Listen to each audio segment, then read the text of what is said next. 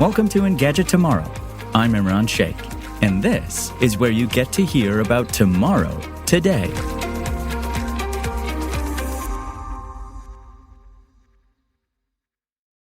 In this episode, we're talking infrastructure and the evolution of modern transportation.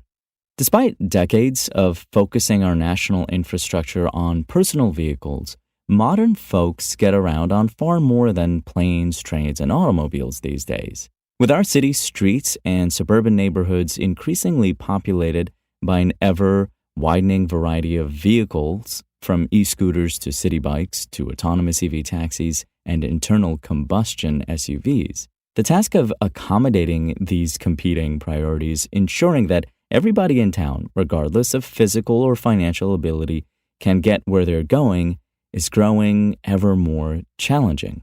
Inclusive Transportation, a manifesto for divided communities by civil engineer Veronica O. Davis, highlights the many failings, both procedural and structural, of America's transportation infrastructure and calls on city planners to re-examine how their public work projects actually affect the people they are intended to serve.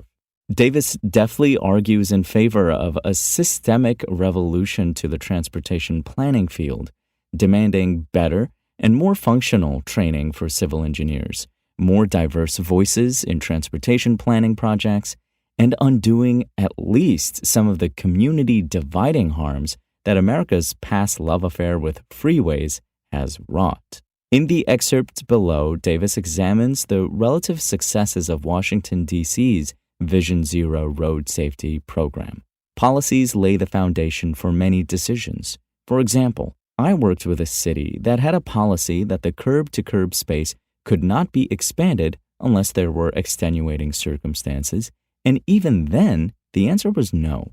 That meant the roadway could not be expanded, but we could do a road diet, or narrowing of the roadway. As an example, if a road was 60 feet wide from curb to curb, all we had was 60 feet to work with as we developed alternatives to move the growing number of people moving into the corridor. The city's policy decision was work with what you have, and if we are going to spend money to reconstruct the road, it will not be to widen it. Vision Zero could be a path forward as an overall framework for changing policy priorities, but it needs to be more than a plan, and it needs to be crafted with the people. Vision Zero is a concept from Sweden that recognizes we are human and we will make mistakes, but our mistakes should not lead to serious injuries or fatalities. One thing that gets muddled as people in the United States attempt to adopt Vision Zero is conflation of the total number of crashes with the total number of crashes that lead to deaths and serious injuries. Vision Zero does not demand perfect records, and it recognizes that crashes will occur because we are human. Instead, it argues that the focus should be on deaths and serious injuries. The distinction is important because crashes generally happen all over a community, and people walk away from fender benders and side swipes with minor or no injuries. Other than having a bad day, everyone is alive to recount the drama with their family and friends. But the more severe crashes tend to cluster in certain communities. If you focus on crashes, regardless of the resulting injury, you may move resources from communities that need them more because they are where people are dying. The Vision Zero plan of Washington, D.C. is a great example of both successful interactions and some shortcomings. In 2015, only a few U.S. cities embraced Vision Zero. D.C.'s plan was one of the first in the United States that included extensive outreach during the plan's development. Over the course of a summer, we had 10 meetings on street corners around the city, a youth summit with over 200 young people, 2 meetings with special advocacy groups, and meetings with over 35 city agencies. We did not just inform people, we also engaged with them and used their feedback and stories to shape the plan. As an example, after talking with a group of young Black teens at the Youth Summit, we removed all enforcement related to people walking and biking. The young people conveyed to us that sometimes crossing the street mid-block got them away from a group of people who may want to cause them harm. The teens weighed their risk of being targeted by violence as higher than the risk of being struck by someone driving a vehicle. In addition, we heard from people that having police-enforced laws related to walking and biking put the community and law enforcement in conflict with each other. Charles T. Brown has documented in his research for his podcast, Arrested Mobility, how laws such as those prohibiting jaywalking are disproportionately enforced in Black and brown communities, for men in particular. In D.C.'s Vision Zero plan, enforcement was instead targeted to dangerous driving behavior, such as excessive speeding, driving under the influence, distracted driving, and reckless driving.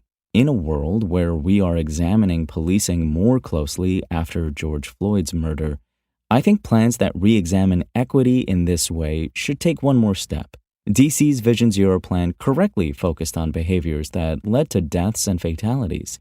However, the plan should have recommended a comprehensive evaluation of all the transportation laws and the removal of any that were not supported by data or did not lead to safer streets. If we are discussing data-driven approaches, the laws should target behaviors that lead to crashes that result in deaths and serious injuries.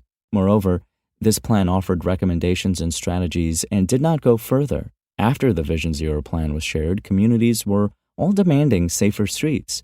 This calls to mind the discussion in Chapter 2 of Montgomery County and the tension about who would get resources. All streets could be safer, even if incrementally, and without guiding principles for more of an emergency room structure. DC's Vision Zero program led to resources going to where there was advocacy, but not necessarily to the areas that needed the investment the most. If you have an opportunity similar to this, I emphasize the importance of putting in a framework that allocates resources to communities and areas experiencing high rates of fatalities and serious injuries, which tend to be the areas with high numbers of Black, Latino, or low-income residents, or all of these.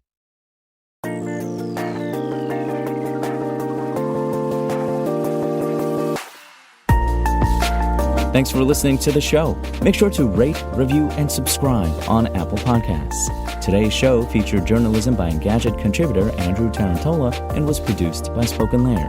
I'm Imran Sheikh, and we'll talk more tomorrow.